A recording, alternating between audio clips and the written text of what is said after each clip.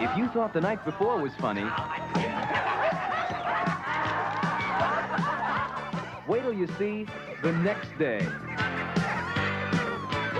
Okay, I'm ready. 20th Century Fox presents Porky's 2, The Next Day. Pee-wee and the gang are back, and things are still jumping at Angel Beach High.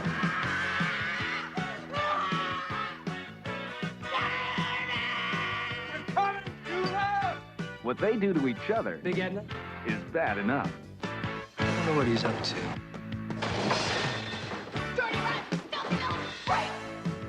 What they do to everybody else is even better. Well, you better bring the army, boy. Well, actually, we had something slightly different in mind. Oh, yeah? They ain't happy. The Indians ain't happy. And no one is safe. I happen to be the guest of Big Bob Gephardt, County Commissioner. Bobby, where are you? It's your little magic Oh, my God. I'm 17 today. What kind of man would do a thing like that? I can see we will now have to deal with the purveyors of filth. Hey, deal with this. Because one thing they know how to get Oh, Pee-wee. Oh. is even. Like shooting fish in a barrel. Okay, I'm ready. Come on, you guys, what's going on? Porky's 2, The Next Day. Remember the last time we were on this road?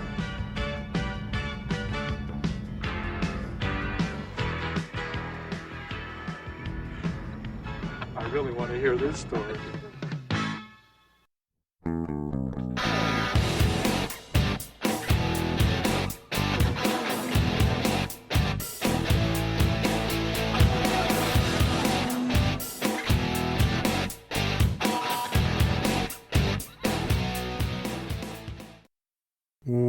Welcome to They Called Us a Movie, testing the strength of friendships one terrible movie at a time. Subscribe to the podcast on iTunes and other podcast services by searching They Called Us a Movie, and find us on Twitter and Instagram at TicTamPod. That's TCDAM Pod. We are also now a proud member of Geek Vibes Nation, and you could find them at gvnation.com. Welcome back to They Called Us a Movie. This is Anthony Delvecchio, and with me as always is Dan Aquino and Mark Myers. Say hello, gentlemen. Hey, friends. Hello. I am ready for summer. I don't know about you guys. I'm not. I don't want summer to come anymore. I like the idea of summer, but I am pasty and just summer and my skin just don't mix particularly well as much as I like it to. I can't even enjoy summer anymore. There's nowhere for me to go. Everything's so expensive. I can't go anywhere. That is true with gas at $5 a gallon. It's like, well, you have a backyard, so enjoy the backyard. That's what my summer's becoming, is just working in the backyard. Well, so that's the trick. So this weekend, my wife and I, we decided we were going to do some yard work, but we weren't going to do too much. And we're actually just going to sit in the backyard and enjoy it. And that's what we did this weekend. I didn't mow the lawn at all. Probably could have used it, but we're just going to enjoy it. We'll clean off some stuff because like pollen has been accumulating on every surface outside. And then we just sat out there for like good 2 hours Saturday night, just drinking, having the dogs out, and just having a nice quiet evening. That's what you got to do. That's how you really enjoy a yard. That's a good point. And Mark's in his cave. Mark loves his cave. Yeah. Doesn't have to run the AC yet. Not yet. You haven't put your AC on yet? Nope. What? Are you kidding me? It was like 90 degrees out. What is the temperature in your apartment? It's probably low 70s. I'm not near my thermostat. So. Okay. All right. I thought you were going to say, like, if you were going to say, yeah, I don't have my AC on, it's 78 degrees. I was like, you're an insane person. Dan would be like, that's perfect. I want to live in that apartment. That is perfect. Yeah. You're both psychotic. I came to the conclusion after last week's discussion that I think it's a combination of where my apartment's located and the fact that I lived in boiling hot houses for the last 6 years. So 74 is like pleasant. Yeah, that's like, oh, this it's is like a little cold. It's a little like, you're like, maybe I should put up the heat a little bit. Yesterday I woke up to the house being 67 degrees, and it was nice. It's much cooler at the beginning of the day. I definitely noticed. We usually have the AC set to 76 at our house, and I sleep with the covers on. Oh my god. Oh my goodness gracious. So when I wake up, it's about 72, 73. Oh my. Is that more doable? Is that better for you? We have our AC set to 72. So and then we have it set that it'll go even lower during the night. So it'll go down to like 70. Like we'll set it to 70 and then it'll go lower too, because if it gets colder than that, then it'll just keep going down. So I enjoy when it's cooler at night because I sleep better. And I think it's healthier too, technically. But we won't get into that because I do plenty of things that are unhealthy. But yeah, good lord, guys. You guys might both be psychotic based on this alone. You might. I think that's a well-known fact. I think I can get conservatorship on both of you based on this information. You know what? I wouldn't put it past America. Right. I think I might file for conservatorship for both of you because just on this fact, it's like, have you seen? I'm gonna take take pictures of your thermostats. That's all the evidence I'll need. I know my wife would be happy that someone would take me away. It'll be Exhibit 1 and only. That's what they'll call it. Your Honor, this is what they sleep. This is their thermostat when they go to bed. Oh, I've seen enough. So you can roast a turkey in that room. All right. Well, besides just cooking in your own juices at night, especially under the covers, blows my mind. Did you guys watch anything this week? Dan. Yeah, I did. I watched a movie. This movie, I haven't seen movies that will actively change my mood. You know what I mean? Like usually I'm in a good mood or I'm in a bad mood, and then I watch a movie and it'll stay pretty much the same. Right. I watched a movie that I started out, I was in a good mood, everything was fine, and as I was actively watching it, my mood got worse and worse, and it wound up ruining my day. And you didn't watch Men, did you? No, it was not Men. It was not Men. This movie, I believe you both have seen it. I know, Ant, you've seen it. I watched Old, the M. Night Shyamalan movie, Old. Okay. Yep. I watched it a couple weeks ago. Yeah. Oh boy. So this was my wife wanted to watch this movie, and I know what I was getting into because I remember your review on it, Ant, and I still wasn't prepared for how ridiculous it was, and all the exposition is written by a 5-year-old. What's your name? What do you do? What's your name? What do you do? What's your name and occupation? Yeah, what's your name and occupation? Oh, yeah. God, who's your daddy and what does he do? I wish that the writing was as good as that. It was so silly and mid-sized sedan. That's a character's name. Yeah, unbelievable. And then the twist at the end about the pharmaceutical company. It's man, it just made me angry watching the whole thing. It made me very angry. Other than that, go ahead. Question for you. For you. So the scene I was talking about where I said that like if they ended it right there, it would be a much better movie. I was talking about the scene right at the tour, like 25 minutes left, when Gael Garcia Bernal is like talking to his wife, and he's like, "I don't even remember why we were fighting." And then it kind of like does a fade out into the morning. I feel like you cut it off at that fade out, boom, credits. Mm-hmm. I think it's a better movie. Yeah, I could see that. And I think because there's no twist there, that's the problem, right? I don't think that's a problem. To me, that's not for him. To me, that's yeah. You got to. You're M. Night. You got to have the twist, right? And I hated how the main couple, they're fighting because the wife has a tumor, right? Mm-hmm. And for some reason they're separating. And then it's found out that she was also cheating on the husband. Like, that's too much. That's much too much. Just have one. She cheated or she's dying. Well, the one thing so for that, the tumor is growing on like her side, right? Her like hip. Yeah, it's like on her, yeah. And it's like benign though, right? Right. And it's that, but not then it malignant. becomes a problem. But when then it they becomes get a to the problem because beach. it grows bigger. Yeah. Like my thing was like they waited for it to it got bigger, and a a surgeon with early onset Alzheimer's performs a surgery on her on the beach with like a scalpel. Oh, don't How thank me, thank the knife. how was when she was not on the beach and like having doctor's appointments, how was it not preferable just to remove this small tumor?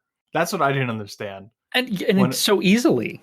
yeah, it's like this is like outpatient. You're gonna be under for 10 minutes. We're gonna pop this sucker out, and then you're gonna be doing splits and cartwheels and fucking the other guy. I don't even think you need to by the have afternoon. You don't need to have the tumor at all because it's benign. So just get rid of it. It serves no purpose for the rest of the movie at all in the movie because they take it out. But that's it. Like it should have killed her. It should have killed her because they can't cut her open because the wounds heal too quickly. Everyone becomes Wolverine on this beach. Mm-hmm. And so either you don't have the tumor or the tumor kills her. You can't have a tumor for no reason, just to take it out. It's like, but then why are they on the beach? That's the only reason why they're on the beach. But also, right? That's the only out of those four, right? Because they don't have that's anything besides that tumor, right? Right. It doesn't say anything about the husband. The husband has no problems. No, he does go. He loses his eyesight at the end, but that's just like from getting older. Right, and she loses her hearing from just getting older. I didn't like the children like one of the kids gets pregnant, which is kind of weird. I don't know what the point of that was, and then the baby automatically dies.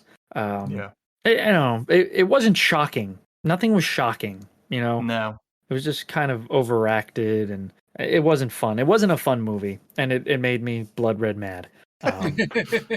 It's like a bad Twilight Zone episode. Yes, yeah, it's a much longer, much worse Twilight episode. And you're right. I think if you leave it as them not realizing or them just kind of remembering that they love each other and there's no reason for them to be fighting, and then everybody dies, I think that's a much better ending because then all of a sudden there's a local cop or something like that at the resort, and he's taking down the pharmaceutical company. I don't know. It gets very weird. Yeah. So I watched that. I watched all of Stranger Things, the new season, finished that up. And I started watching The Boys season 3. Just one episode in on that. I don't know. Have you boys? Are you Boys fans? I've seen a season and a couple episodes. I started watching it at the beginning of the pandemic, like right when shit hit the fan. So I really haven't gone back to it, but I enjoyed what I saw. Yeah, I have not seen it yet. So this one starts off. I'm just gonna say, like, just real quick. This season, it literally starts off with like a guy walking into another man's penis, and I'm just gonna leave it as that. That's how they set the season up. Oh, nice. Yeah, like Ant-Man, like how everyone said Ant-Man should beat Thanos, that sort of thing. Exactly like that. Just go right up his ass and then expand. Exactly. Except now it's the pee hole. Okay. Awesome. Interesting. I don't know how they got it past this. How did they convince the censors? Like, yeah, just like we're gonna show a giant dong and then someone inside the dong. I don't know how you get away with it. I don't know. I don't know what the situation is with the censors for these streaming shows. Right? I guess because you pay for it, right? It's kind of like an HBO thing. Yeah. But my goodness gracious, they just throw caution to the wind. So I'm just kind of getting you in the mindset if you do watch it, and to our listeners out there, just prepare yourself for giant dong. That's all I'm going to say. This is the perfect podcast for this. It is. And it's going to segue into... I was going to say, I think I can wait a week or two because I think I've reached my dong quota in this week's movie. We did see a lot of penis this week. For the movie. Oh, in the movie. Yeah. Sure. I'm only talking about this week's movie. Oh, boy. Is that all you watched this week? That's it for me. Yeah. All right. Mark, what didn't you watch this week? What did you think about watching this week? I keep wanting to friggin' Top Gun. I want to go see it, but I'm like, do I really want to spend money? Like, it's coming to that point. Sure. Yeah, where should I just wait for it? Because I didn't see it in the first couple weeks. But yeah, outside of that, I think I'm probably going to have the same issue with Jurassic Park coming up. But just a whole lot of nothing. I wish I had a little more time on my hands last week to do some things. I was too busy trying to finish up something before Game Vault Pod recorded, and that took up most of my time. So You see how your priorities lie. It's okay. Yeah. Okay. So for me, most of my watching has been I've gotten through about a half of a season of Stranger Things, season 4. I'm enjoying it. And the only other thing I watched, I went to the theaters, nice Saturday morning or Sunday morning, and nice. I watched Crimes of the Future, the new David Cronenberg movie. I don't know what I was expecting.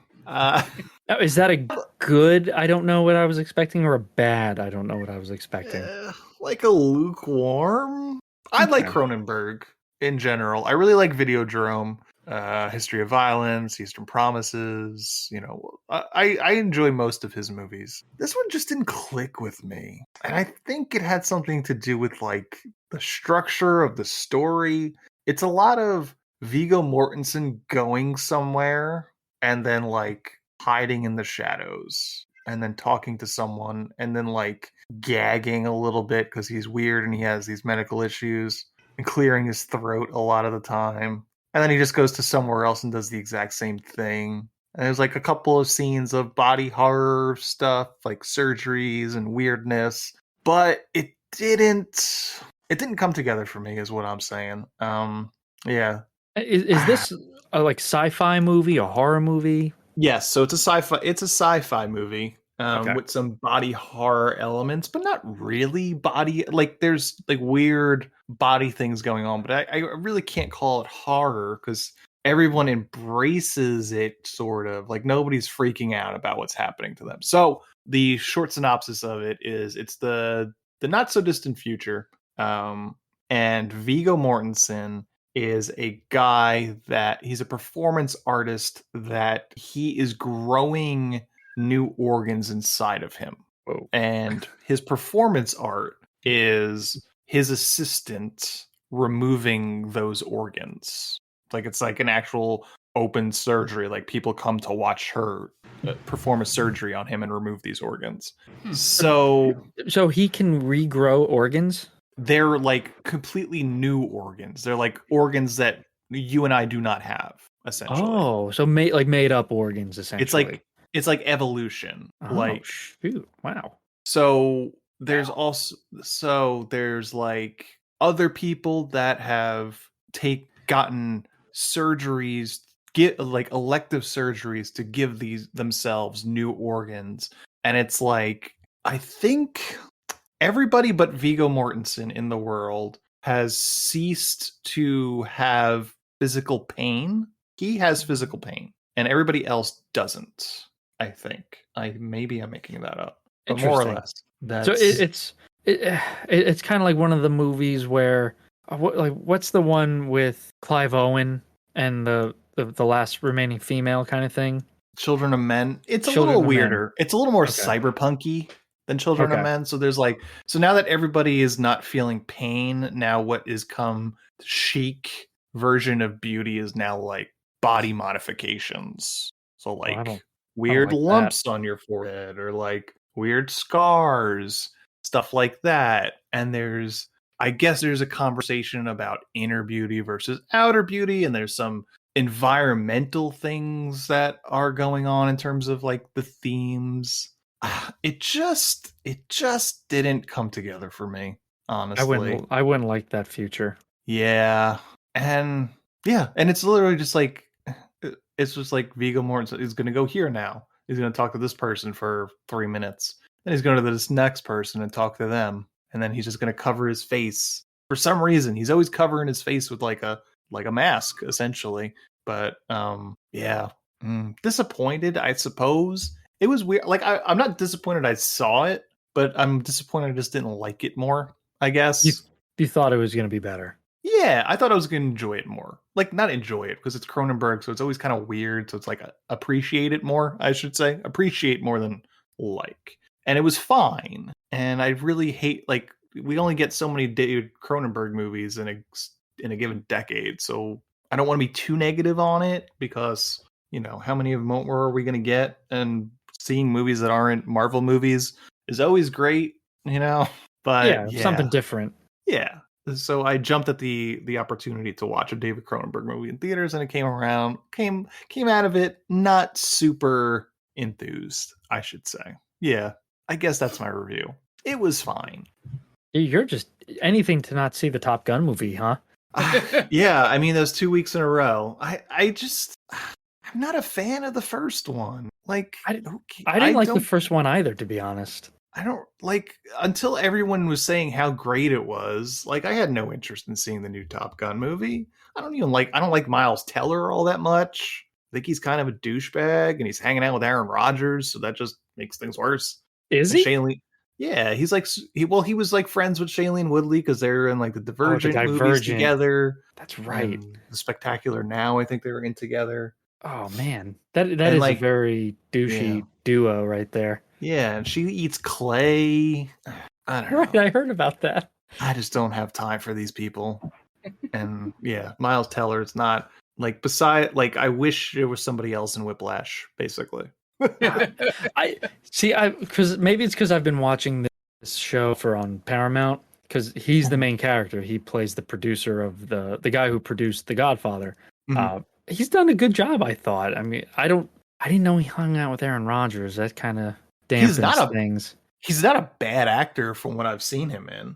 I just don't like him. No, I guess it's separating the art from the artist kind of thing. Yeah. He's not this groundbreaking artist for sure. Yeah, you know, he's a good actor, but he's not. I don't think I wouldn't see his name on a movie or a TV show and think I gotta see this. Yeah, I gotta go see that new Miles Teller movie. Exactly. I think Tom Cruise is also in it. But no one says that anymore, right? No one says I got to see the new actor or actress's movie. Yeah, I think Tom Cruise is one, right? The new Tom Cruise movie. I'm just gonna say. I think it's a question of like who were the last movie stars. Nicolas Cage. Yeah, I mean, I saw The Unbearable Weight of Massive Talent simply because it's the new Nicolas Cage movie. I mean, that's different. Like Nicolas Cage, there is a difference between saying I got to see the new Nicolas Cage movie and so I got to see the new Tom Cruise movie. Yeah. One is because he's a movie star. One of them because he's possibly insane. I think because the Cage one is more ironic. And that doesn't narrow down. No, Tom Cruise is certifiably insane. There is no possibility of whether or not Tom Cruise is insane. It's fact. But yeah, I think it's a question of are there any actual movie stars left in Hollywood? Like Tom Cruise is a definite. You could probably argue like a Brad Pitt, Tom Hanks, but these guys it's like not their generation anymore. These guys are all, if not 60, pushing 60. I think the only close one in the 40 to 50 range is maybe The Rock. Yeah, sure. Yeah, for the unwashed masses. Yeah, yeah. I can see that. I gotta see the new Rock movie. Yeah, okay. Yeah, but he wants to get away from The Rock, so even he doesn't want you to say you want to see the new Rock movie. I want to see the new Dwayne The Rock Johnson movie. Yeah. Yeah, and my point was being like, and it's more that he thinks that than he might actually be that. Yeah, I mean, but that's how all his movies are marketed too. So it's also his team thinks that he is the next movie star. Yeah, I can't even think of a young star that's like that. Like not even the Marvel people. Well, I was gonna say, I think everything is I'm gonna see the new Marvel movie. I'm gonna see the new DC movie, the new Fast and Furious movie. Yeah, it's it's franchises over star power. Yeah, and I'm kind of getting the fatigue there. I get it, but I think I don't think there's anything wrong with it right now because again, these come and go. Like I got to see the new Schwarzenegger movie. I got to see the new Stallone movie kind of thing, you know. And like those guys were almost like a franchise unto themselves with their action movies. So yeah, I think it's just kind of the ups and downs of film, right? Yeah, there's ebbs and flows. I mean, Yeah, westerns had their day, you know, for quite a musicals had their while. day. Yeah.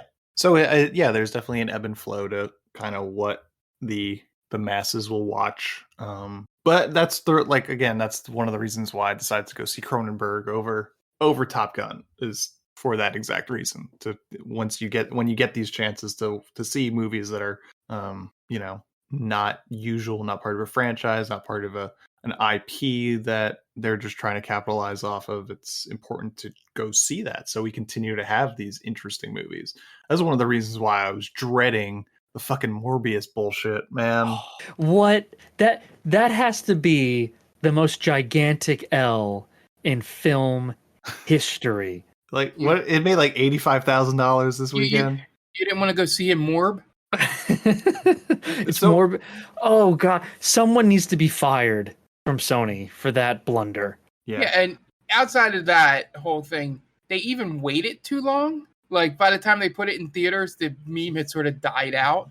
Sure. Like, you know, what I was dreading was the people that were on Twitter, where it's not even like the people that were obviously like, oh, it's Morbin time, or this is making more $300 more billion, or something like that. Those are the obvious, like the trolls. It was the people that was like, I would be reading comments of like posts of like, no, it actually wasn't that bad. You should go see it. It wasn't as bad as everyone said. And it's just like, this is the problem. We're accepting mediocrity. You know, we have now accepted that not that bad is now acceptable for your money. Yeah. Again, you're not allowed to hate a movie anymore. We're like essentially wiping that away from the zeitgeist of pop culture. Anything that's bad, it's misunderstood. An actor that's in a bad movie, they deserve better. Not always. Not always. Yep. And it's okay for it to be bad. Sometimes movies are just not good. Sometimes movies suck. And you could say you like it, but you also have to, I mean, this is a podcast where we like movies that are generally terrible. Like when we watch Stone Cold, we love Stone Cold. It's not a good movie. And no one's going to defend that. Movie.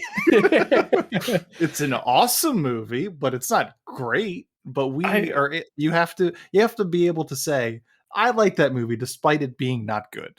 And that's fine. You know, it's fine. There's plenty of movies I love that aren't good, and I can recognize that. But it's not that bad is not what we should be striving for, especially from these larger IP movies.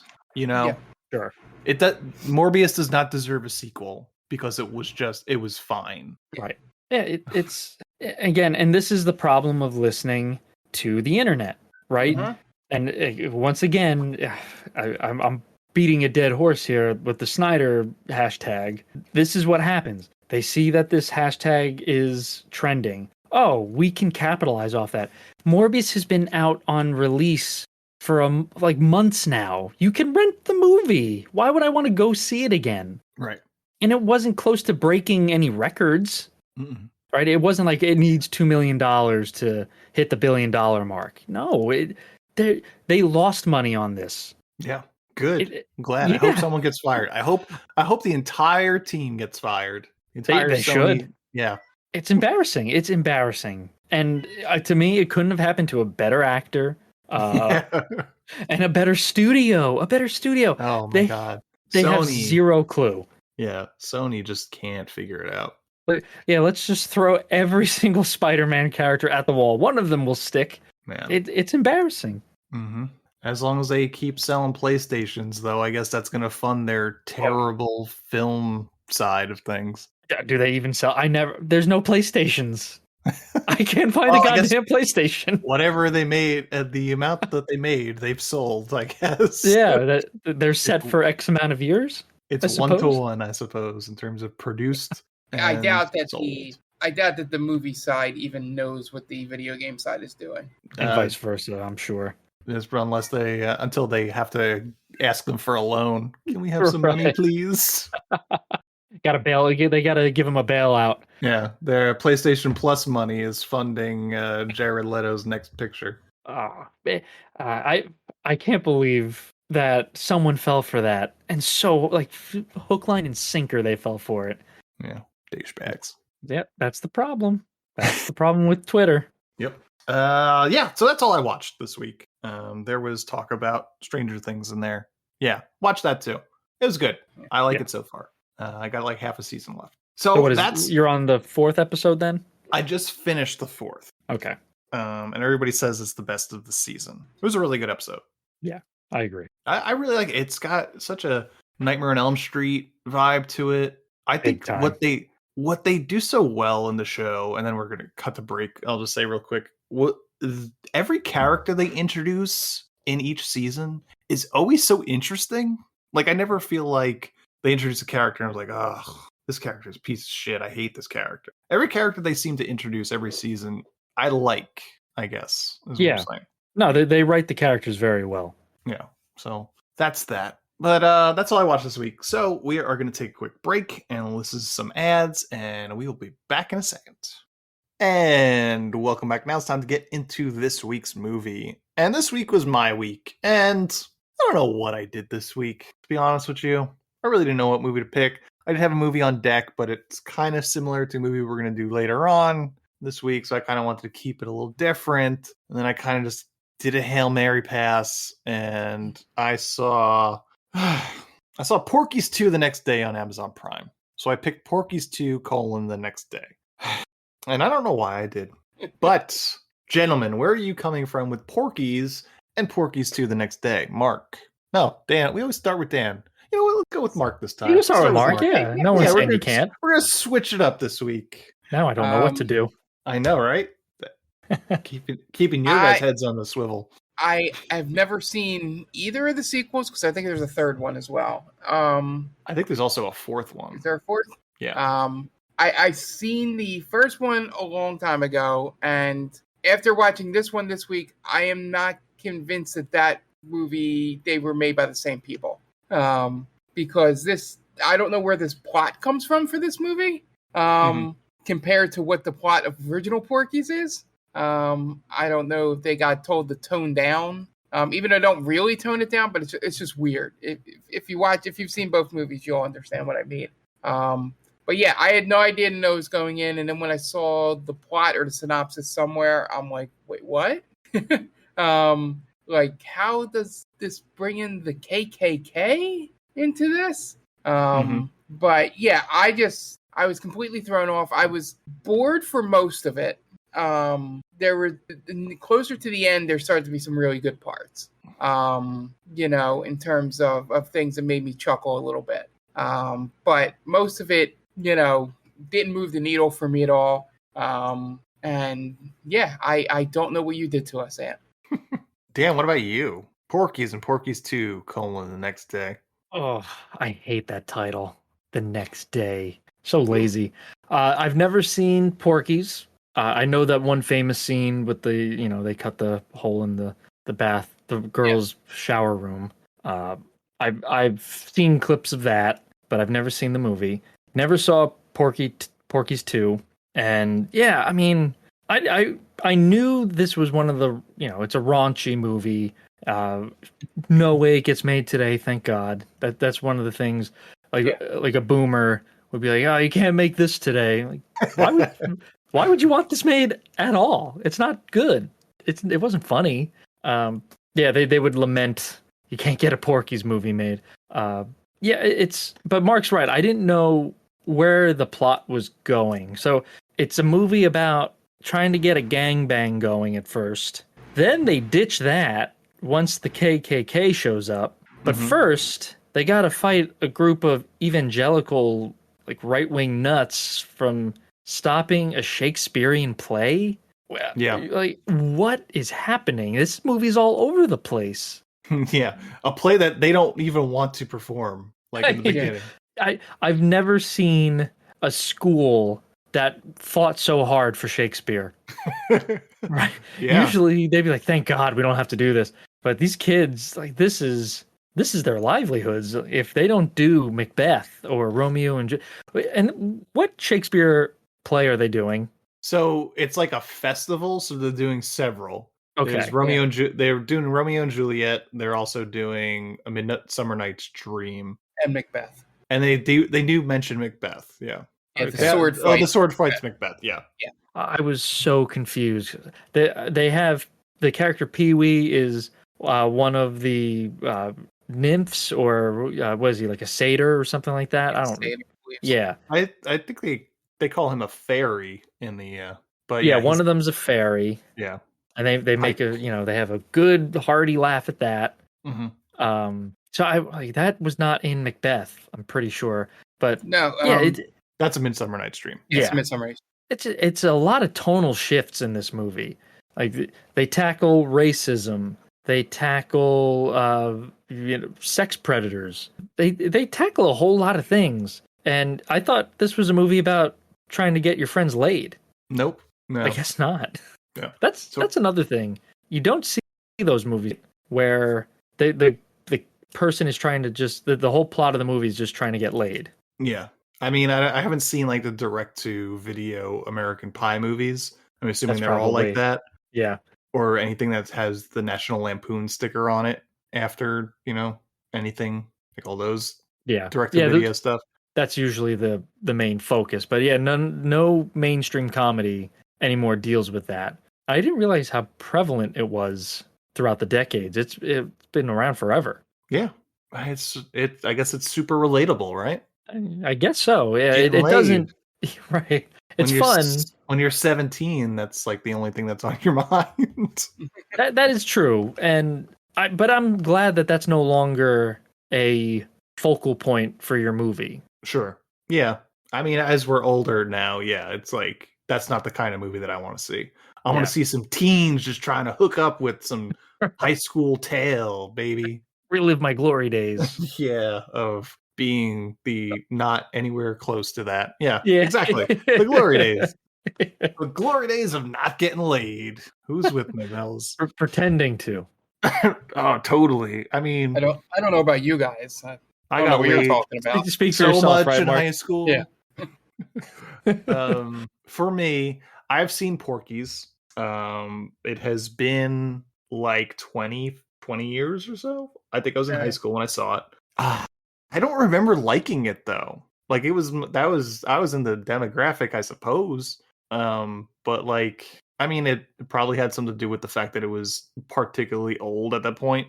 And, movies like American Pie were more of my wheelhouse at that moment. Yeah, and even at that time frame, I was more of a Fast Times sort of take on it. Yeah. I mean, this movie gave us what we've always talked about is the promise of dick. So we got plenty of dick in this movie. But it's old man dick. It's old KKK dick. Yeah. Those guys dick. were, and they were very sure of themselves. Like, yeah, I'm going to be out and proud, man. Yeah, they just hanging around, flowing in the breeze. Yeah, this is it's at times it's slow, at times it's annoying. It's rarely funny. It's too long, and it's not that long. Like some scenes are just go on forever.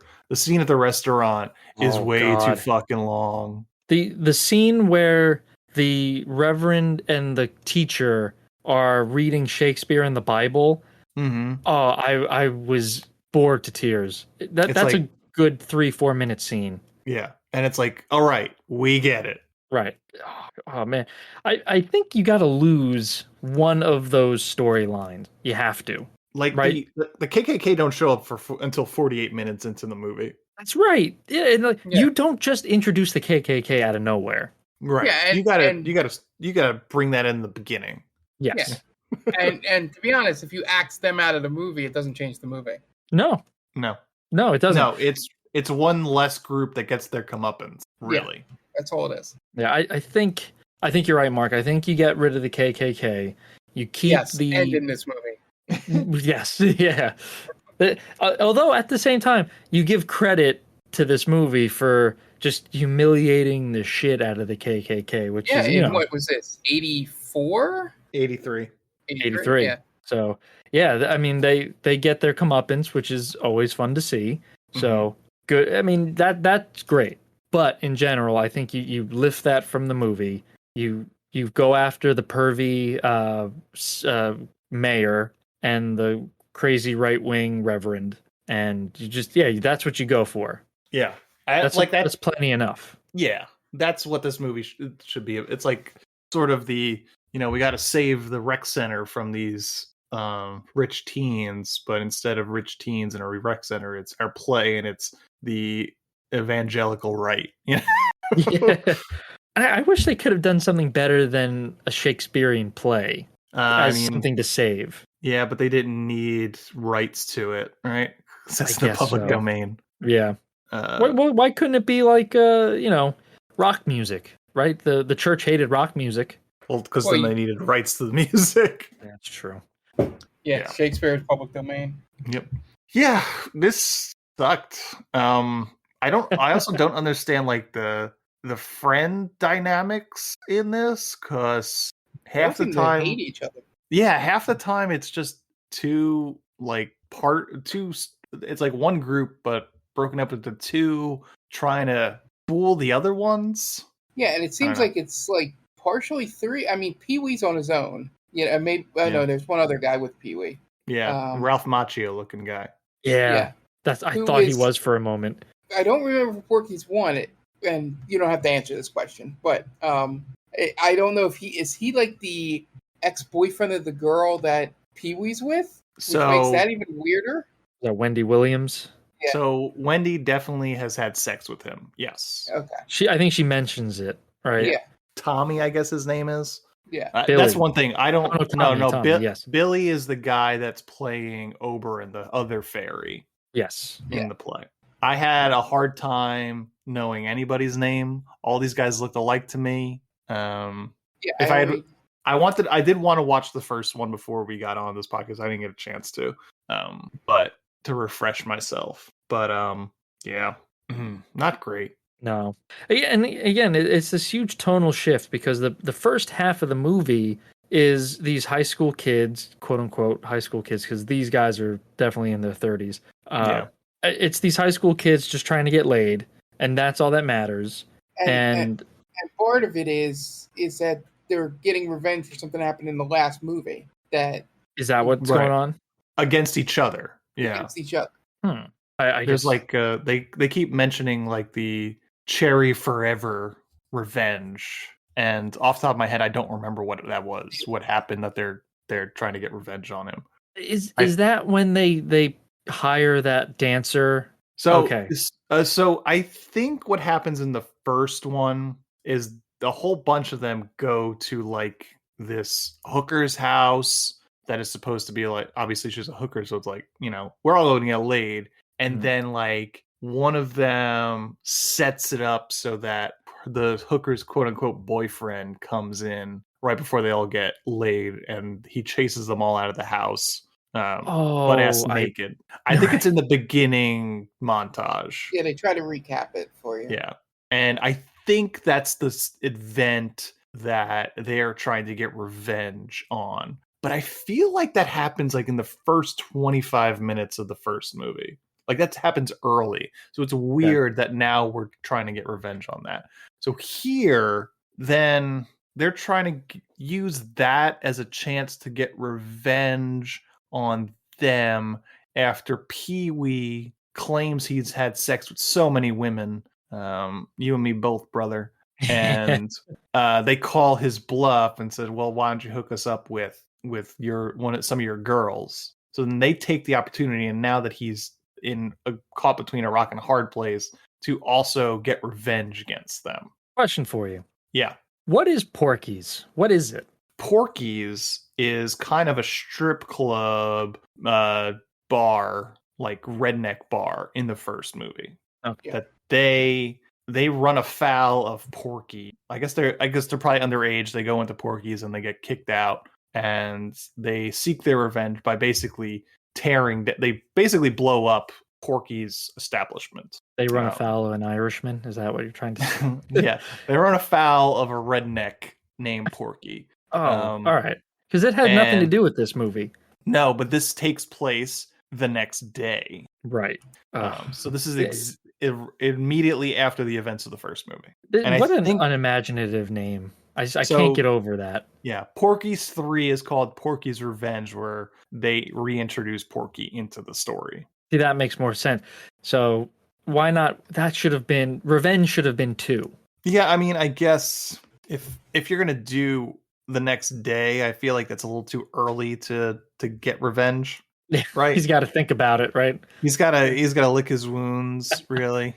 Yeah. So I got a lot of Revenge insurance calls he's gotta make. That's a good point. Yeah. Revenge is, you don't want to rush that. Yeah.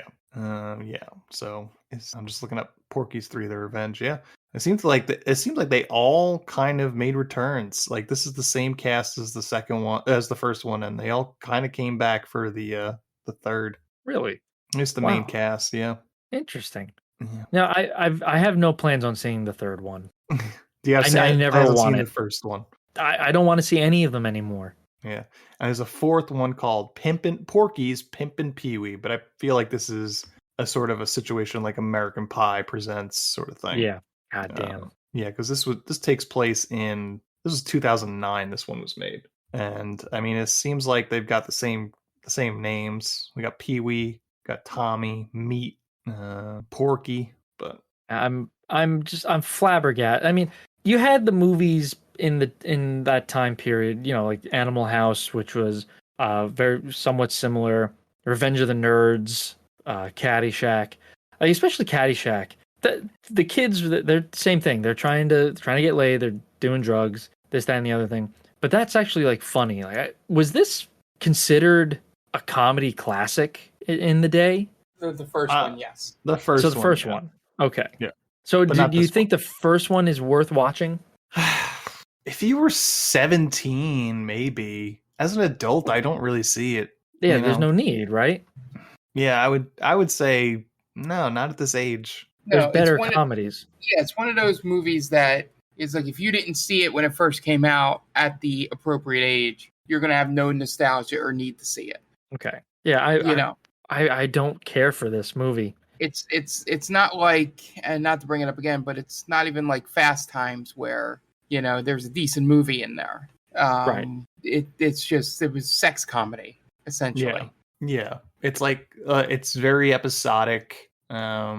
It's kind of like Kentucky Fried Movie is also one in there in that time. It's like the first Zucker Brothers movie. Yeah, not great. I'm not, like I said, I'm not a huge fan of the first one. I feel like I watched it with my parents for some reason. That's a good idea. Yeah, and it wasn't my idea. It was more like my dad's like, yeah, let's watch Porky's. This movie's hilarious. I was like, this was not your best judgment case here, Tone. Yeah, I got a You're gonna feeling find out sooner or later, Ant. Yeah, I got a feeling that if Porky's and Animal House were two movies that our dads or uncles were like, you gotta watch this. I love this when I was your age. Right. And again, there are people out there, in their 60s now who would be watching Porky's or Porky's 2 and just lamenting that they don't make them like this anymore. Man, yeah, can't make Porky's today. Good. Yeah, that's great. That's a good thing. Even if I wasn't on that side where you like, oh, cancel this, cancel that, or whatever. It's just, this is not a good movie. Right. There's nothing to hold on to in terms of like, man, we lost it. We lost the farm, man. We blew it. Right. Look at what we could have had. The way Pee-wee, and again, at the beginning of this movie, it's all about getting laid.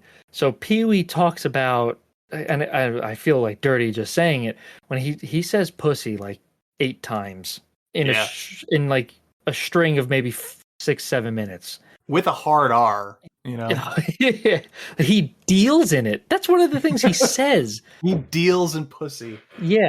He when he says that word, I feel as if I need to take a shower for a week straight. Yeah. It is it's like highlighted. It's underlined. Yeah. What is he? He says someone deals in one thing. Oh, he's like Michelangelo dealt in like stone or whatever, and so dealt, or so and so dealt in paint. Like, I deal in pussy. And I'm like, oh, Yeah. gross, dude. No, And he's our hero. but he kind of like disappears after a while. Luckily, yeah. Right. It just shifts between. I think at the end, it really finds its groove where, like, all right, well, now we're embarrassing the KKK members. We're embarrassing the mayor, and that scene was ridiculous. You mean you guys don't watch porn with a bunch of your buddies and then scream about how big the actor's dick is? Yeah, porn from like the 20s. Yeah. Well, this movie does take place in 1954. Okay, so that's not that long, I guess. So maybe it was a thing, like stag parties, like, well, yeah, now we're gonna get together. We got this reel to reel set up. I probably wouldn't do it at town hall. That's probably not a good idea. I don't care what decade it is. Well, these guys thought they were, they're invincible, right? The old white dudes. The good old days, though. That's right. This is the America that half of the country wishes we could go back to. Yeah, it really puts things in perspective. Like this should be used in like Congress. Like, this is what you want to go back to. This is your glory days kind of thing. Like, I think we're good, right? We've moved past and done so much better. Yeah. I don't know. I think for the purpose of this podcast, it's a great movie. Yeah. Because it's such a relic that we get to just tear it apart and not feel bad about tearing it apart. Yeah. It's a bygone era where you could just cast a movie with relatively ugly people. That's a good point. Good point. Yeah, none of them are charismatic. No one's charismatic. No one's particularly good looking. Good point. Yeah, 1983. You could. That was the time of like Kiss was big in the 80s, in the early 80s, right? And those guys are not a good looking band. Yeah, and they were killing it. They dealt in pussy. Yeah, the one person that doesn't return from the first movie was Kim Cattrall, arguably the best looking person from the first one. Oh, I didn't realize she was in the first one. She's in the first one. Yeah. Oh, so she moved on to bigger and better things, obviously. Yep. What was after Mannequin? She probably Mannequin. Then Big Trouble in Little China was probably not far away. So Porky's was 81. Okay. And a Big Trouble in Little China was 86. Mannequin was 87. Okay, so I'm sure she filled in the gaps. Yeah. She had a lot of TV between them. Yeah, I think this is Police Academy 84. Was she in that? She was in the original Police Academy. We were talking about Police Academy at work for some reason. I don't know why, but apparently I haven't seen any of the Police Academy movies, but the first one's rated R, and then and then it just goes down PG-13, then PG. Is that? I think I know. Commandant Lassard gets a blowjob while he's giving a speech in the first movie. Yeah, that'll do it. That was That was a movie, an R-rated movie that was made into a TV show, wasn't it? Like a cartoon?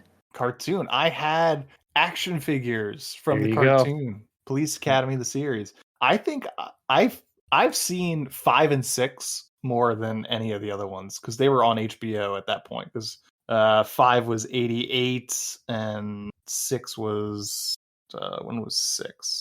It's like City Under Siege was 89. So I think I had them like taped, or something like that. That was like 7, but I had them like taped on VHS and like watched them way more than my parents probably preferred. Yeah, I think that's what we were talking about. It was basically there was a time where you could make an R-rated movie and then it would become a TV show for kids. Yep. Right. RoboCop, Toxic Avenger. Yeah, perfect. Rambo. That'd be great if Porky's animated series show came up. Like, well, I can't imagine that'd be any better. So there you go. It stars Dan Monahan, Wyatt Knight, Mark Harrier, Roger Wilson, Cyril O'Reilly, Tony Gagnos, Kaki Hunter, Scott Colomby, Nancy Parsons, Joseph Running Fox, and Eric Christmas. Has an IMDb score of 5.0 and a Rotten Tomato score of 11%. Budget, $6.5 million.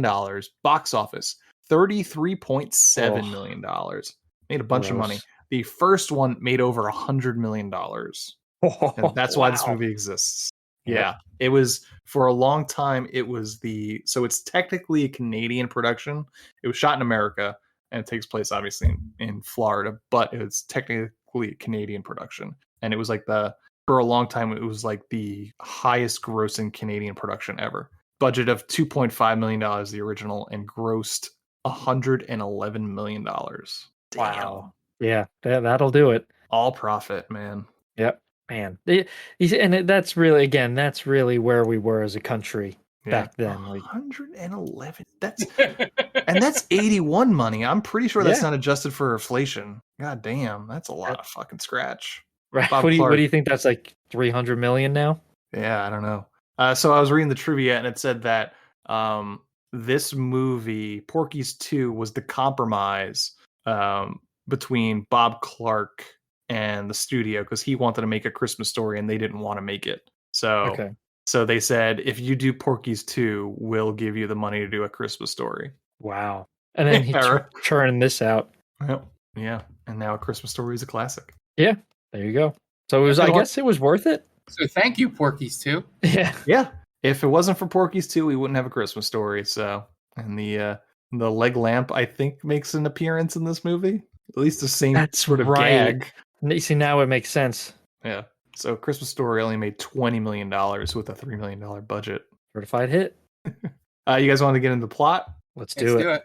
All right, Dan, what do you got? Gonna give a quick shout out, as we always do, to our good friends Tia and Brittany, and we're asking that you go check out their podcast, The Top 10 with Tia. It is on Geek Vibes Nation. Just go to geekvibesnation.com, search Top 10 with Tia, check it out. It's a podcast about top 10 lists, movies, TV, video games, actors, actresses. They do it all. Good friends, like I said. Check them out at TC_Stark on Twitter for Tia, and at Itty Bitty Brit for Brittany on Twitter. Okay, great. And we are going to take a quick break, and you guys are going to listen to some ads from friends of the podcast, and we will be right back. Hey, this is Ken M. Padawan J. Coach Duffy. From the Ocho Duro Parlay Hour podcast. Every week, the ODPH is talking sports, movies, TV, comics, and more. It's always a parlay of topics on each episode. You can find the ODPH on Apple Podcasts, Google Podcasts, iHeartRadio, Spotify, Stitcher, Podbean, and wherever you find great podcasts, such as the one you're listening to right now. Don't forget to check out OchoDuroParlayHour.com, where you can find the links to all of the ODPH social media accounts, links to the bands whose music you hear each week on the show, hashtag 607 podcast info, and parlay points, our companion blog section of the show. Thanks for listening to the ODPH. Now get back to your regularly scheduled podcast. Welcome, travelers. Seems like you're looking for a story. Well, I got one for you. It involves adventure, friendship, and all sorts of... Earl, why don't you tell him about that time I stole that big-ass melon? Yeah, I was going for more... Or you could tell him about the time I kicked your ass, Earl. I wouldn't ever tell him. Do I need to get my ref gear on? Okay, everyone, shut up. Now come with me as I tell you a story from afar. Hey everybody, my name's David. I'm the DM for From Afar Podcast. From Afar Podcast is all about four friends separated by distance, but brought together by adventure. Hope you all stop by and give us a listen. Thanks. And welcome back. Now it's time to get into the plot for Porky's 2, the next day. We open on a montage of the events of the first movie, so I didn't have to bother watching the first movie. It's extremely annoying, though. They just picked all the scenes where people are just screaming on the top of their lungs. So it's great to get off on that foot. Then we eventually fade in on Pee-wee, our hero, celebrating the fact that he got laid the night before, even going so far as to exclaiming that he ruined her. Jesus. It's our hero, folks. It's our hero. I feel like that's par for the course. I'm sure a lot of guys have done that, right? Like they definitely build themselves up in their head. They're studs. I was a sex god. Exactly. Yeah. And then he tries to get his dick hard so he can measure it, because that's what he does in the first movie, but he can't get it up. So he pulls out a National Geographic to look at pictures of tribeswomen and gets hard. So he celebrates by banging on his chest like Tarzan, and his mom walks into his room while he has a hard on, and then he acts awkward about it, and then he goes to school. And then for some reason she gets excited about the fact that his growth chart thing. Oh, yeah. Right, because he kind of just puts it off the charts. Yeah, I'm done with this because I got laid or something. I don't know what his motives were. I don't get it. but then she's like, "Oh my god!" And then Good for him, I guess. Dan, you said you had a question. Yeah, is that scene racist? It's not great. Okay. It's more going on the joke of National Geographic being the only thing they had. Yeah. Okay. Like the last ditch effort. So like our equivalent would be like Sears catalog or like scrambled porn, you know? Right. Okay. I didn't know if we like the beating on the chest part was Oh, yeah, he does it in the first one too. Yeah. I guess that's more of like he's an animal kind of thing. Yeah. Okay. It's like his animal instinct of of just slaying poon. Just ruining women left and right, this guy. His name's Pee-wee. How does he get laid at all? Yeah, right? He's ugly. Yeah. Hollywood standard ugly. Yeah, he's a ginger dude. Yeah. And as he shows up to school, he tells his friends that they're ruining his life because they agreed to do a Shakespeare play, which Pee-wee's mom is an advisor on, and now he has to be a part of it too. And then all his friends ask him what it's like now that he's gotten laid, and Pee-wee lies and says it's no different because he'd had so much sex in his life already, and relays the fact that he believes he's ruined Wendy for all other men. And I think the way he says that he's had a lot of sex is that he has like bodies all over South Florida or something like that. Yeah, just setting them up and knocking them down, just running ragged all along southern Florida. Was he the original Pitbull? Maybe. Right. He's Mr. 305, right? Is he the original Mr. 305? But one of his friends says that's not what he heard. And so Wendy then shows up and she walks past Pee-wee without acknowledging him. So then he chases after her to ask how she's doing. And she says that she's so horny because she hasn't gotten any in a long time. Then she drops the act and says that she wants to see him later. Yeah. So really just emasculating him, which is good. I just love the way you were describing that. Yeah, Pee-wee needs to get taken down a notch or two here, so it's good. The deadpan. She says she's horny and hasn't gotten any for a while. I think she's probably the most likable character in this movie until the very end. Till the end, yeah. Yeah. 100%. Because you feel bad for her in this movie, right? Because she's made out to be basically a slut in this movie, and as is the case, it's rarely not true. So it's bad that she has to explain herself, Yeah. And that's something that still goes on. So not much has changed since 1983. Yep. Yeah. But that last scene, oof. Oh yeah, not a good look. Yep. I get it, but there's probably a subtler way they could have done it. Right.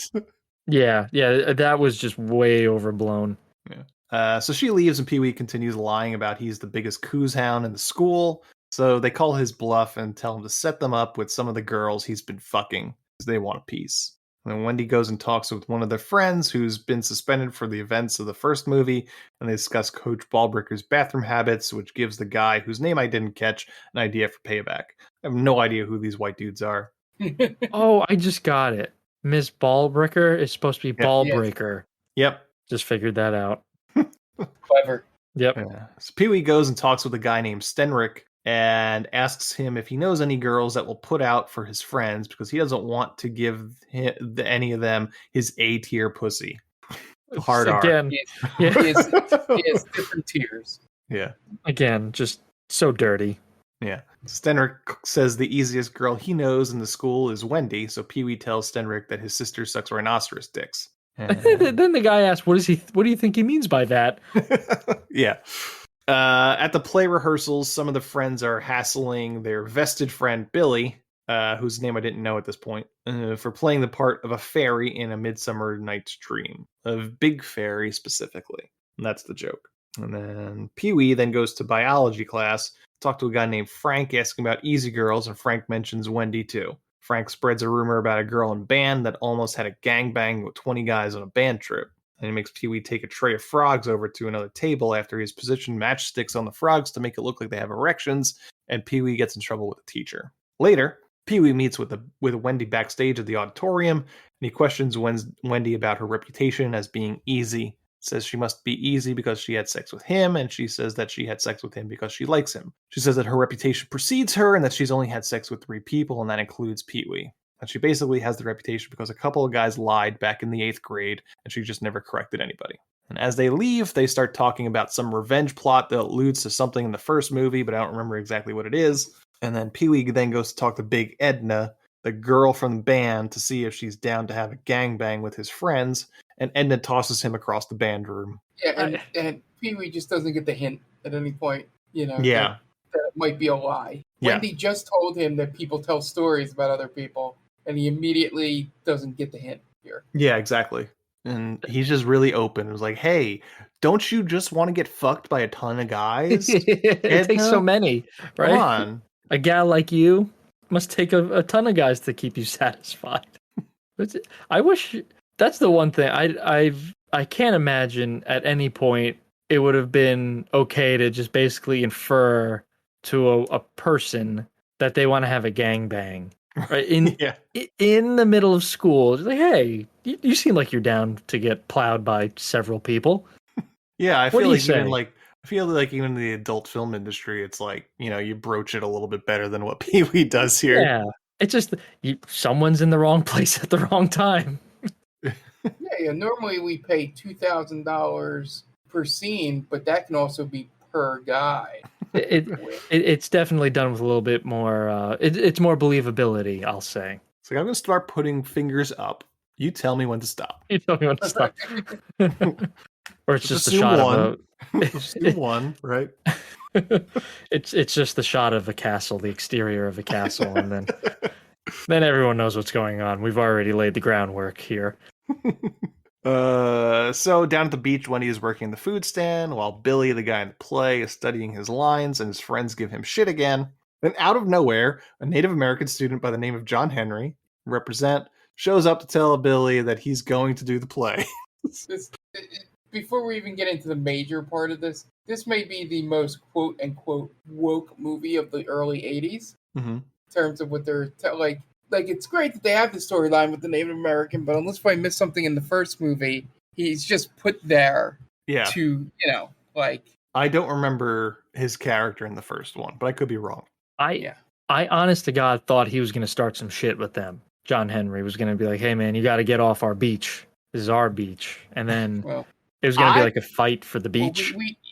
That's just your prejudice against people named John Henry. Yeah. Get off my beach, bruh. I can't jet ski when you with you over here on the beach. I thought they were alluding to that John Henry and Billy were going to be like in a relationship. Like, because he's excited. Billy is really happy he decides to do the play. Yeah, that's right. That's a good point. I did pick up on him being excited about that. Like, it's great that he's going to be in it. Yeah, they couldn't go that far in. Yeah, I right, guess again, like we can make fun of gay people by the whole fairy thing, but we can't insinuate that there's an interracial gay relationship. Oh yeah, that would have blown people away. This ain't Star Trek, guys. We can't get away with that. But how interesting is that you actually see Billy John Henry is Seminole. They say he's a Seminole. Mm-hmm. Like, how interesting is that, right? You never see that. Yeah, it is interesting that like the racism is specific to Native Americans in this. Right. It's such a niche, I feel like, in filmmaking. Like it was I don't mean this in the wrong way. It was kind of refreshing to see Native Americans portrayed in a movie, and especially in 1983. Like, who would have thought? Mm-hmm. Yeah, it was a surprise. And he's really good in this movie. The scene where he and Billy are doing the fight scene. Yeah, I thought that was probably one of the better parts of the movie. Mm-hmm. Yeah, pretty good stage combat too. Yeah, between the two of them. Yeah, they did a good job. Like the rehearsal, obviously, because in the actual play, it gets fucked up. But right. But yeah, in the rehearsal, they do a good job. Pee-wee shows up with his friend that kind of looks like Ralph Macchio to try and set his friends up with a revenge plot involving a woman by the name of Graveyard Gloria, a librarian that will fuck anything as long as they're in the graveyard.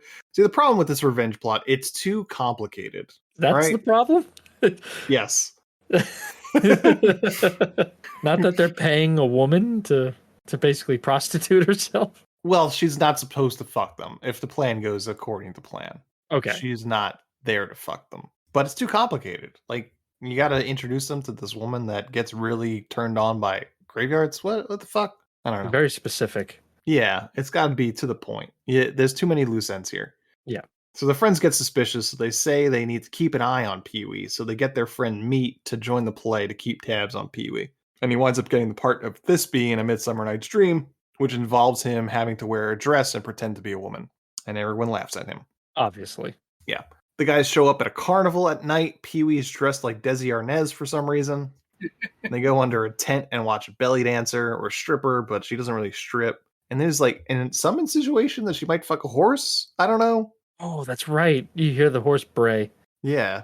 So I don't know what that was about, but that's what I got out of it. But Pee-wee then and his friends go to talk to the belly dancer in her trailer, but the friends that he's trying to pull the prank on catch him and eavesdrop, and then they talk with her to plan something of their own. At the next play rehearsal, as everyone is giving Pee-wee shit for his pike costume, a mob of Christians come storming in with gym teacher Ballbricker and Reverend Flavel in the lead, ordering Pee-wee's mom to put an end to the play because it's obscene. The mob then takes it to the principal, who has an argument with the Reverend over this obscenity. For the first time in any high school movie, the principal is actually on the student's side and tells the Reverend and his flock to get the flock out, to the applause of the students. Later that night, Pee-wee goes to pick up the belly dancer at the carnival while his Ralph Macchio-looking friend brings one of their other friends to the graveyard dressed as a zombie. The plan is... Okay.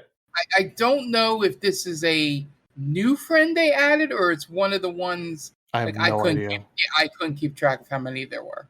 There's too many guys in this movie. Yeah. That's the problem. They all sort of look the same, and this guy's now in zombie makeup, and he's acting different than anybody else has acted the entire time. So that guy, he was one of the most annoying characters in this movie. And that's his zombie impression? Yeah, like, boogie, boogie, boogie, boogie, boogie, boogie, boogie. Yeah. I was hoping the cops would have shot him. Yeah. The plan is for the belly dancer to pretend to be Graveyard Gloria, a librarian turned on sexually by the idea of a graveyard, so much so that she would just have sex with all of Pee-wee's friends in the graveyard. But I guess the zombie would jump out before she'd have to do anything and scare all his friends away. That's the plan Pee-wee has set up. So when they get to the graveyard, Gloria starts to get really turned on and starts coming on to Pee-wee, saying she wants to have sex with him first before all of his friends. So Pee-wee likes this idea, so he goes and runs off to tell his buddy, dressed like a zombie, that there's been a change of plans, and he needs to delay when he jumps out until after he has sex with Gloria. So Gloria follows after Pee-wee. Were you going to say something? Yeah, I'm sorry. Isn't that... He's cheating. Pretty much, right? Yeah. Pee-wee's cheating on Wendy. Mm-hmm. And he doesn't even think twice about it. Nope. And again, our hero. Laid. Right. Yeah, he's just trying to get laid. Even though he got laid yesterday. Literally, the day before. Yeah, that's despicable. This is our hero. Once Dirty again. dog. So Gloria follows after Pee-wee, and they both undress, and Gloria jumps on Pee-wee, making out with him, and then, quote-unquote, dies in his arms. Then his friends come out of the shadows to, quote-unquote, confirm that she is dead, even though they can't help but laugh. And they say they have to bury her, otherwise Pee-wee is going to go to jail. So Meat picks up Gloria and takes her off to get buried, leaving Pee-wee to get dressed in the graveyard. But then the zombie friend, whose name is Steve, attacks him, and his friends see him and admonish Pee-wee for his quote-unquote jokes. All these are quote-unquote things in this scene. Then they signal to a couple of guys waiting out in the woods with shotguns to chase off Pee-wee, calling him a grave robber. So the other friends jump in the car and drive off, leaving Pee-wee to run after them butt naked. Winds up running past a cop car, going in the other direction, which is kind of similar to a scene from the first movie. And then Steve runs by them, making zombie noises at the cops. What happens to the lady? We never see her again. I guess she's probably in the car with them. Okay. They drive off, yeah. They just left her at the cemetery. They actually buried her. Yeah. Hello, guys. Back at the school, some hillbilly hangs an effigy of John Henry in the auditorium and runs off with a sign telling John to quit the play with the regards from the KKK. And we are 48 minutes into the movie when this appeared as a plot point. Yeah, that's dropping a bombshell on us right there. So John says that he'll drop out. Pee-wee's mom convinces him that they will stand by him, but it's his decision on whether or not he wants to continue. And then the principal arrives with the mayor, a few commissioners, the Reverend, and Coach Ballbricker, who are there to see a dress rehearsal of the play. So they put on a dress rehearsal with Romeo and Juliet, with John in the role of Romeo and Wendy as Juliet. And everyone seems to love it except Reverend Flavel, who is now concerned over the fact that John is Native American. After the play, the mayor is pleased, but ultimately says that that is the school board's decision and they'll have to have a meeting about the play. After the council leaves, the guys go off to teach Ballbricker a lesson, which coincides with her like clockwork trip to the bathroom. So they sneak into the basement of the school to get to the plumbing with a live snake to send up to the toilet that Ballbricker is using. So up it goes, causing Ballbricker to scream, bust out of the stall, and out into the gym with her pants down around her ankles and climbing the bleachers for some reason.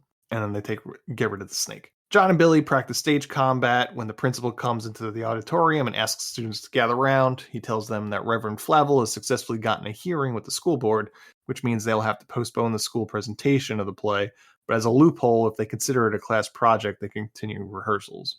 And then Pee-wee, Wendy, and a few others go to talk to Commissioner Gephardt, who is a friend of Wendy's dad, and he seems very receptive to helping the students put on the play. He says he'll get to the other commissioners to vote with him by compromising on a few other issues that he doesn't care about, and he assures them he's going to get them to perform the play and then flirts with Wendy when the kids leave. And Gephardt's assistant brings in a petition from Flavel that's gotten 5,000 signatures in favor of shutting down the play, and these people will vote against Gephardt in the next election if he doesn't side with them. So Gephardt starts thinking and tells his assistant to schedule a meeting with Flavel.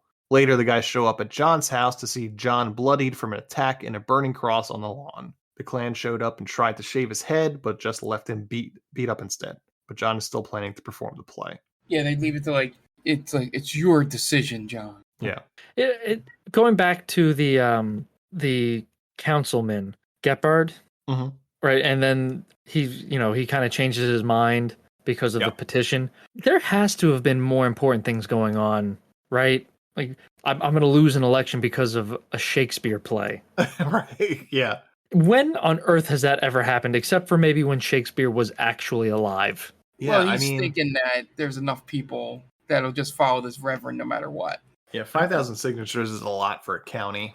I guess so, but I can't imagine that being such a hot button issue. That is, like, how many people in reality would sign a petition for that? Probably not 5,000. Unless they were just trolling. Yeah, or they're like stuff in the box, right? Like, right. Flavel didn't necessarily get it. He could have fudged it. Felony fraud. 5,000. Yeah, exactly. So then the play goes on, and Billy and John do their sword fight, but John's sword breaks mid-scene, so they pantomime a sword fight with one sword and a broken sword for a while until someone off stage hands John a wooden leg, similar to the leg in A Christmas Story, and they continue to sword fight until John ultimately stabs Billy with the leg. This was one of the chuckle scenes, not the leg, but him going back and forth and just saying sword the whole time during reaching backwards for one. Yeah. Sword, reach back. Sword, reach back. Yeah. Probably a little bit too long, though. Yeah, it went a little bit too long. But because at one point, Billy keeps saying, John, stab me, stab me, stab me. And he just refuses to stab him. We got to play this out for another minute. Yeah, right. Then it's A Midsummer Night's Dream with Pee-wee as Pike, and the Reverend shows up in the middle of the monologue. The Reverend and his flock storm the performance with the cops, and the principal has to address the crowd, telling them that they have not given up the fight against Reverend Flavel, and then tells the crowd good night. They're basically ending the performance right there. The Reverend gets into a fight with Pee-wee's mom, who calls Reverend Flavel a fascist. Some things never change. And then Meat basically tells the Reverend to suck his dick, and the Reverend storms off. The movie does a very good job of portraying the Bible thumping Christians as, just absolutely ridiculous and cartoonishly evil, Yeah. Where they just throw out random Bible quotes they cherry pick, essentially. They cherry pick about why this is bad and, you're a Satan worshiper, this, that, and the other thing. It's so to a T.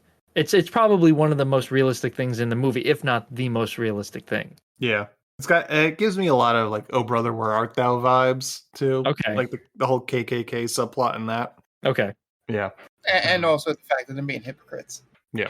Of course. Yeah. I mean, in my experience, and I'm sure you guys have experienced something similar, it's the people who always go that far preaching about this, that, and the other thing are always the like meanest sons of bitches out there, you know?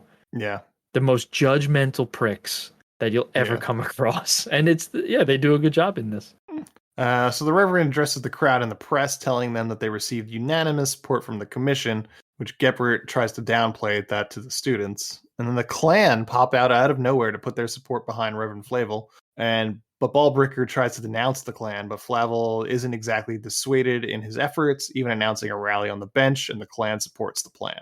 Do you remember when that would have been like an automatic death shot to whatever you were championing? Right? Just the Klan support of it. Like, oh. Right. Like if something were to happen today, like a hot button issue, and then the Klan comes in, like, yeah, we support you. It'd be like, oh no. Yeah, it depends. That just died a horrible death. I don't have any Not faith, anymore. to be honest. Yeah. That would. I think I think it would change a lot of people's opinions because they're pretty. They lay low for the most part. They try not to.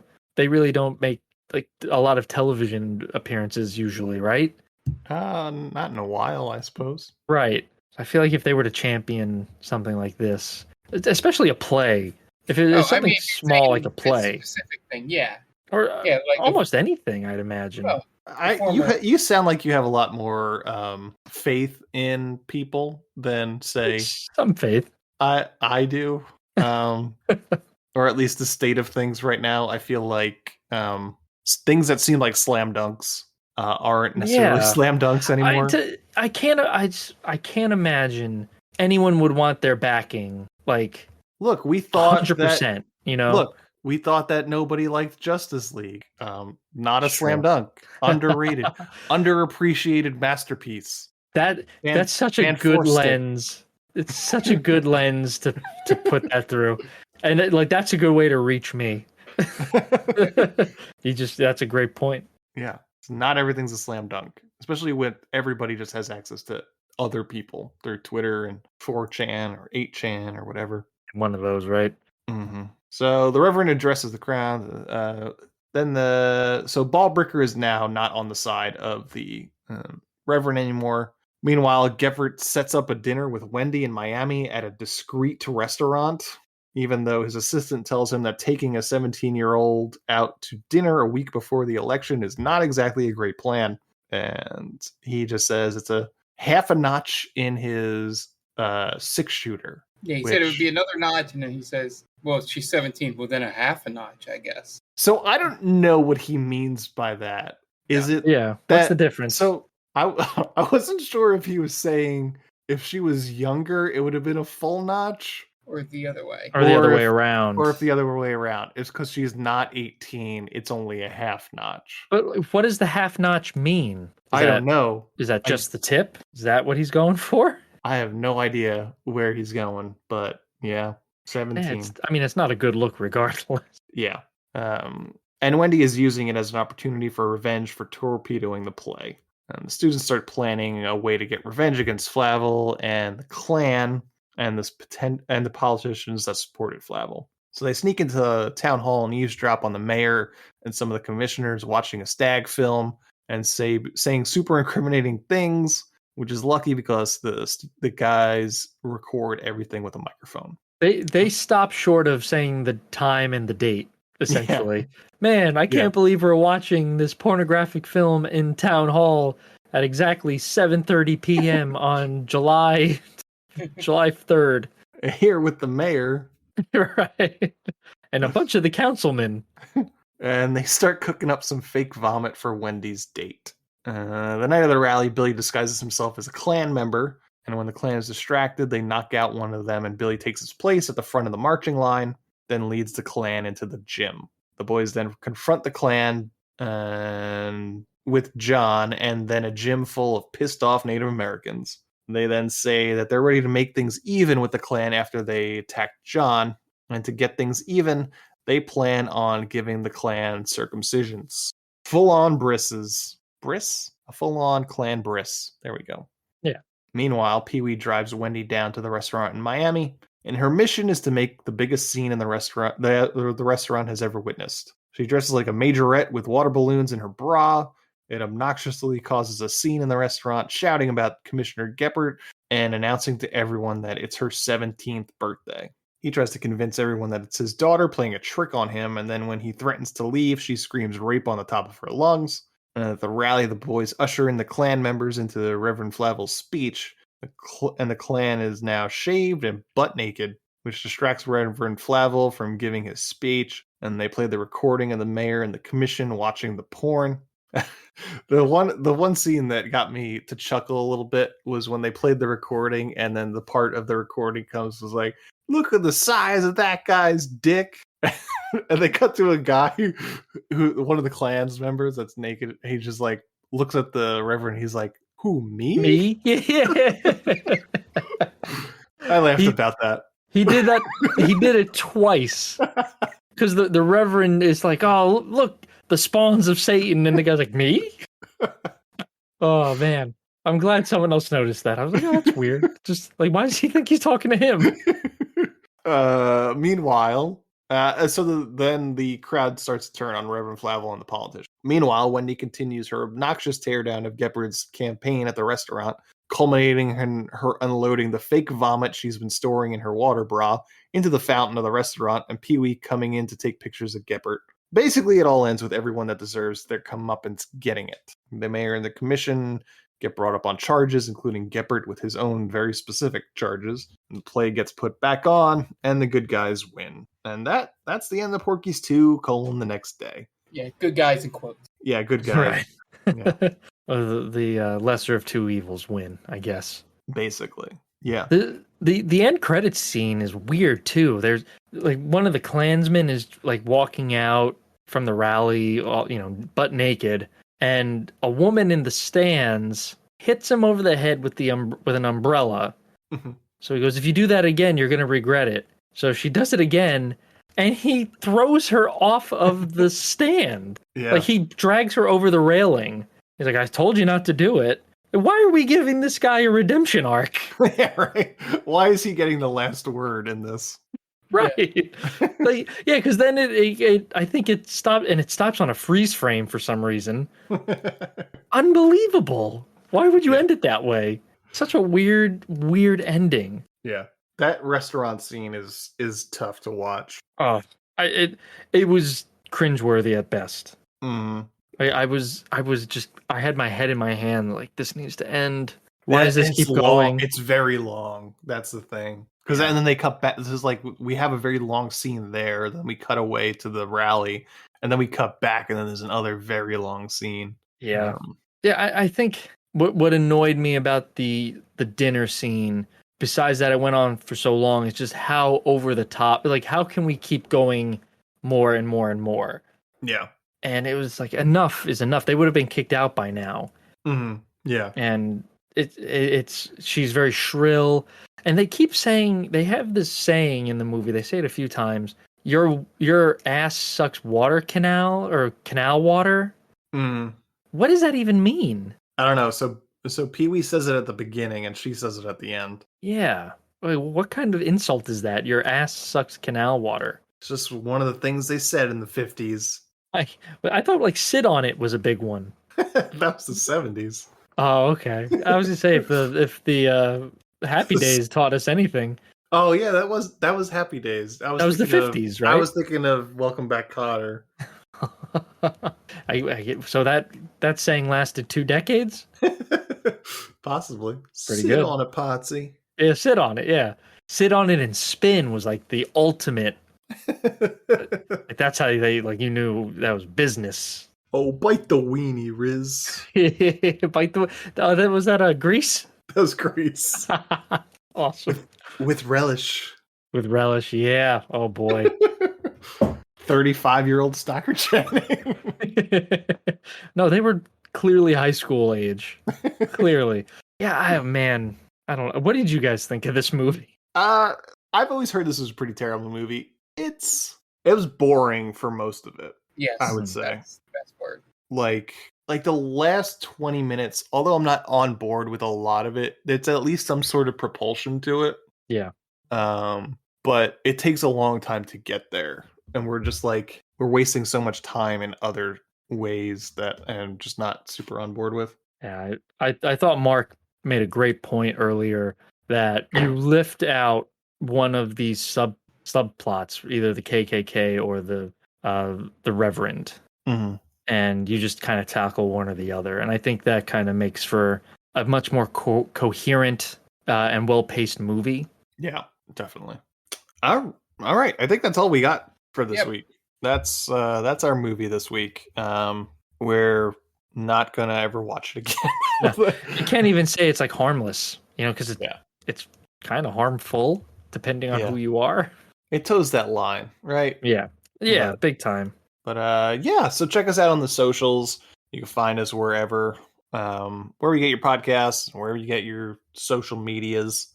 Just look for us. You'll find us. If you already found us, if you're listening to this. So that's going to wrap us up this week. The director for Porky's: The Next Day is director Bob Clark. So for Dan Aquino, Mark Myers, this is Anthony Davecchio telling Bob Clark, well, you certainly made a movie, didn't you? Thanks for listening to They Called Us a Movie. Subscribe to us wherever you get your podcasts, and be sure to check us out on Twitter and Instagram at TicTamPod. That's TCTAM Pod. You can also check us out on TikTok at They Called Us a Movie.